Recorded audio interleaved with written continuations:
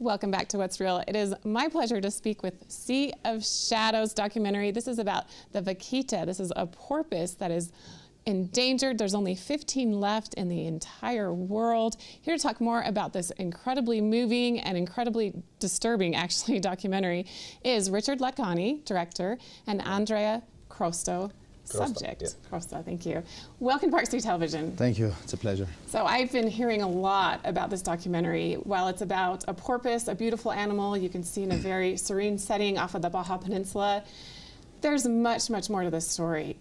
Let's get an overview of the film. Well, it's really about what happens when like a Mexican drug cartel and the Chinese mafia join forces to attack nature. Because that's what they're doing. They're attacking an ocean to get the cocaine of the sea. And that is a fish, actually the swim bladder of a fish, that is worth more than gold.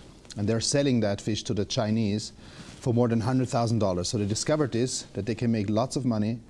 And to extract the fish, they're putting thousands of gill nets into the water that kill everything, walls of death. And unfortunately, the vaquita is bycatch. So if the vaquita gets killed in these nets, you know, the entire Sea of Cortez will die just because nobody's going to care about this place anymore. And the vaquita is like a symbol for this fight that we're fighting to stop the cartel. But it's not, now that doesn't sound simple at all.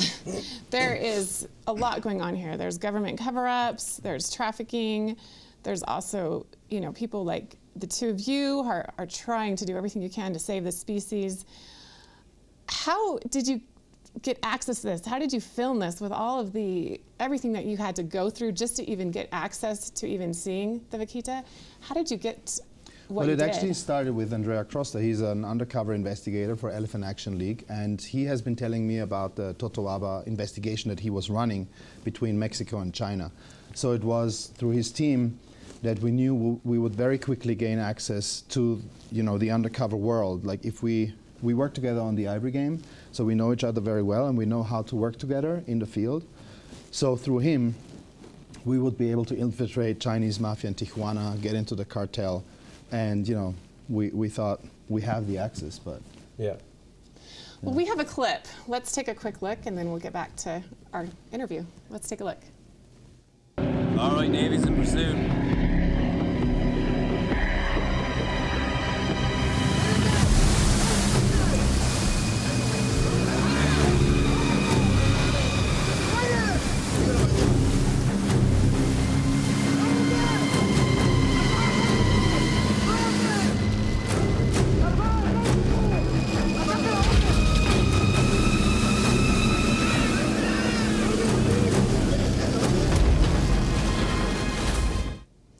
Pretty intense. So, Andrea, tell me about filming this and what made you so passionate to tell this story? And it looks like you're in some danger at parts of the film as well.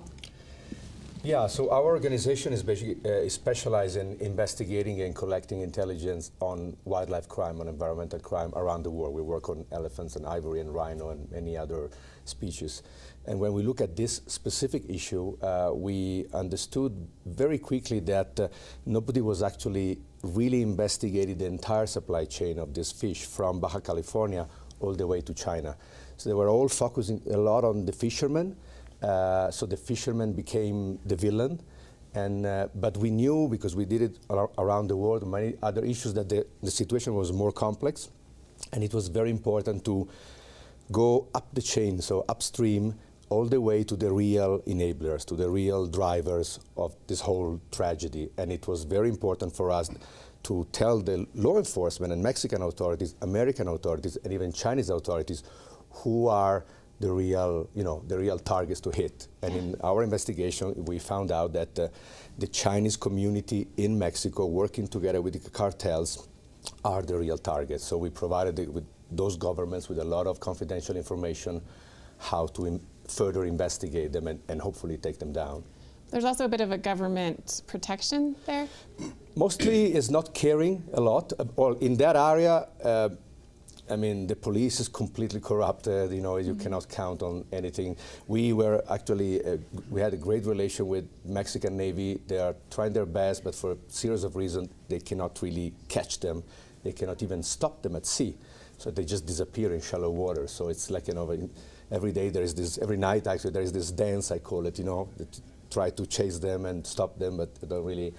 And so our role was to start from Baja California and slowly investigated the whole supply chain, and at the end we went all the way to Hong Kong and Guangzhou, and where all this totoaba arrives. Incredible journey. So the two of you came together to tell a story about a not very well-known porpoise, as well as a fish nobody's really ever heard of, with a little bit of trepidation, but then you realized this is actually a much bigger story.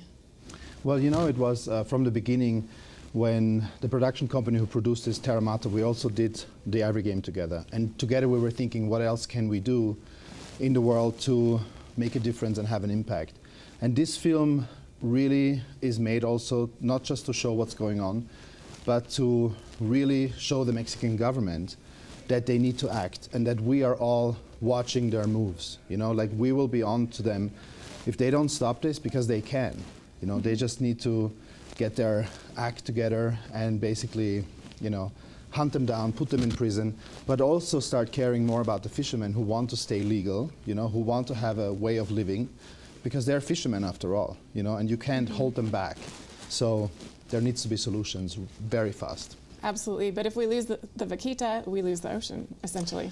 Yes, because right now, we all care because of the vaquita, and you have to imagine the Sea of Cortez right now, with hundreds, if not thousands, of these very, very strong nets, very long, and killing machines. They kill everything. We've seen with our eyes whales, turtles, all kind of birds, including birds.